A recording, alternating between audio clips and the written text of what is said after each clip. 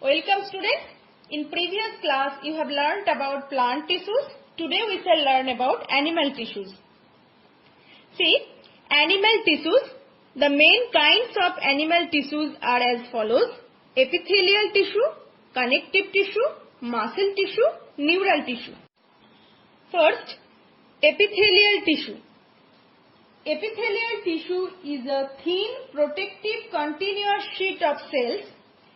Location: it covers the surface of the body and lines the various body cavities and internal organs, including the blood vessels. Examples: the outermost layer of skin and the lining surfaces of the mouth, nose, lungs, stomach, etc.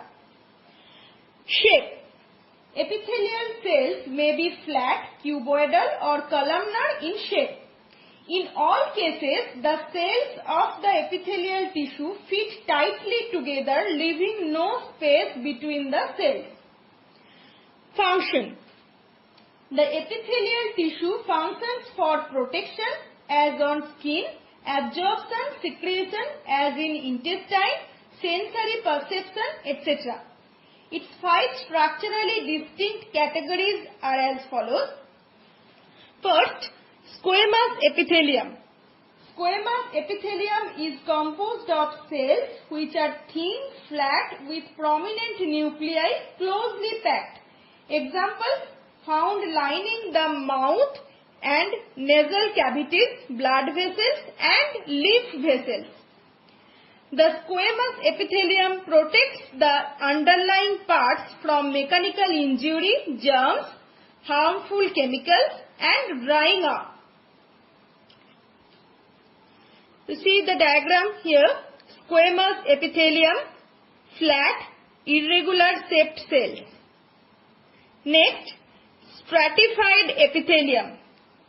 Stratified epithelium found in the skin and the cornea. It is composed of several layers or strata of the same or different kinds of epithelial cells. See here, stratified epithelium, several layered cells. Here, upper layers are squamous, lowermost layer is cuboidal. Stratified epithelium. Next, cuboidal epithelium. Cuboidal epithelium is found in some parts of kidney tubules and in some glandular ducts such as those of salivary glands, pancreatic duct. See here, cuboidal epithelium. Next, columnar epithelium. Columnar epithelium contains vertically arranged cylindrical or brick-like cells. These cells are usually tall in size. Columnar epithelium is generally found in the inner lining of the stomach and intestines. See here, columnar epithelium. Next, ciliated columnar epithelium.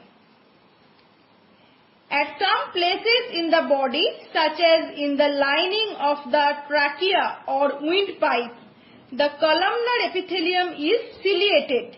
The cells of ciliated epithelium have thread-like protoplasmic projections called cilia at their free ends. See here, ciliated columnar epithelium. The cilia constantly keep flashing and move the materials which enter these regions. Next, glandular epithelium. Glandular epithelium contains some large cells which secrete certain chemical substances. Such cells are common in the lining of the stomach and the intestine. At certain places in the body, the glandular epithelium is folded inward to form compact, hollow or tubular glands. For example, the sweat gland, tear gland or the liver. Now, connective tissue. The connective tissue binds one tissue with another and also connects various organs, keeping them in proper place. It has three characteristics: abundance of intercellular substance, the matrix, fewer cellular elements, and fibers. The connective tissue is classified as follows. Connective tissue proper serves for packing and binding the organs. Supportive connective tissue gives support, cartilages and bones. Next, fluid connective tissue, blood and lymph. Now, connective tissue proper. Its three subcategories are as follows. First, areolar or packing tissue. It is most widely spread, occurring beneath the epidermis of skin. It makes the skin elastic and helps it to withstand pulling strain. Withstand means remain undamaged or unaffected. Next, adipose or fat tissue. It has specialized cells which store fat. This tissue forms padding under the skin and around kidneys, eyeball, etc. Padding under skin acts as an insulation for retaining the body heat. Next, fibrous connective tissue. Fibrous connective tissue. It is mainly formed of fiber-forming cells which form tendons connecting muscles to bone and ligaments connecting one bone to another bone.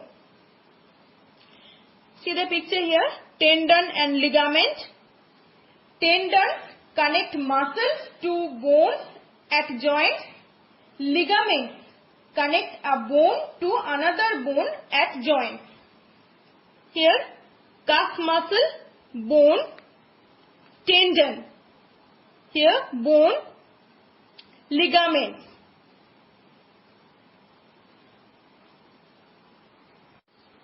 Now, supportive connective tissue. First, cartilage. Cartilage is a non-porous tissue. It has a thickened intercellular substance or matrix. It has no blood vessels or nerves. Cartilage is semi-transparent and elastic. Cartilages are found in the tip of the nose, external ears, trachea and bronchial tubes between vertebrae and at the ends of long bones. See the picture here, cartilage, empty lacuna, matrix, cells. Next, bone. Bone is a hard porous tissue. It has a good supply of blood vessels and nerves. It consists of both living cells called osteoblasts and a rigid mass of inorganic salts. See here, bone, matrix, bone cells, bone cell, Haversian canal. Here, bone cell. See, types of connective tissue. Here, number 1, fibrous with non-living matrix which contains scattered cells and fibers. Fibrous connective tissue. Cartilage, bone. Now, fluid connective tissue, blood and lymph. First, blood. Blood is composed of the liquid part plasma and the cellular part red blood cells, white blood cells and platelets. See the picture here, red blood cells, white blood cells, platelets. Red blood cells.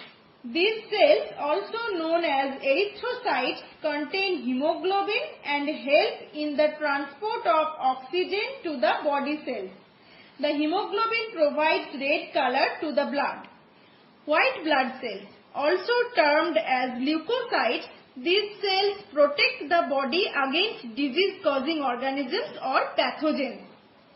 Blood platelets help in clotting of blood. Now, lymph. Lymph is the fluid surrounding the body cells. It is essentially the blood plasma that has oozed out of the blood vessels. It contains white blood cells and not the red blood cells. Both blood and lymph are mainly concerned with transportation and also with immunity or protection against diseases. Now, muscle tissue. Muscle tissue forms the muscles of the body. Muscles can contract and relax. Thus, they help the body in its movements. Three kinds of muscles are striated or skeletal, striped or voluntary muscles. Next, unstriated or smooth, unstriped or involuntary muscles, and heart or cardiac muscles. First, striated muscles. Striated muscles are under the control of the will. They are made of long fibers or cells which are nucleated and striated. Light and dark bands run across the fibers. See the picture here, striated, dark band, light band. Nucleus. This muscle moves only when you want it to.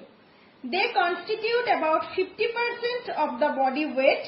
These muscles are found in the arms, legs, face, neck, etc. Now, unstriated muscles. Unstriated muscles are not under the control of the will. They are made up of spindle-shaped or slender tapering cells which are uninucleated. See the picture here, unstriated. They are found in the walls of the intestine, helping in the passage of food, muscles of the iris of the eye, skin, lining of blood vessels, urinary bladder, uterus, etc. Next, cardiac muscles. Cardiac muscles are involuntary in function and found only in the walls of the heart. The fibers of cardiac muscle are striated, uninucleated and branched. See the picture here, see cardiac. They are relatively short. They can contract without outside stimulation and do not get tired soon. Now, neural nervous tissue. Neural nervous tissue constitutes the nervous system. This tissue is made up of specialized elongated cells called neurons. See the picture here, a nerve cell or neuron. Each nerve cell consists of a cell body perikaryon or cyton containing the nucleus, one or more elongated hair-like extensions or dendrites or dendrons. One of these, the action may be very long, sometimes as long as 1 meter or even 3 meters as in an elephant. Axons bundled together form a nerve. See the picture here, perikaryon or cyton, nucleus, dendrons, dendrites, action endings, extra cells covering the action or nerve fiber. See here, myelin sheath, neurolemma, node of Ranvier. In most neurons, the action is surrounded by a white insulating sheath known as myelin or medullary sheath, which is covered by an outermost thin sheath called neurolemma. The myelin sheath shows gaps throughout the length, which are called nodes of Ranvier. The nerve tissue is concerned with the perception and responses of animals. Now, you see summary of the various categories of animal tissues.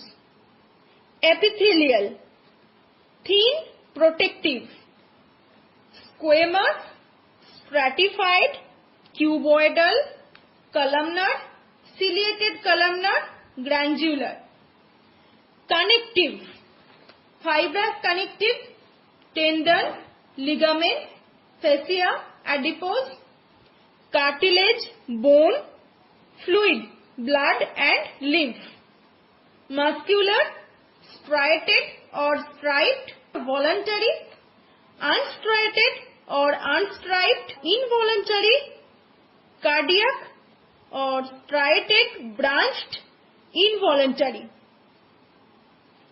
Neural, neurons. Actions of the neurons form nerve fibers.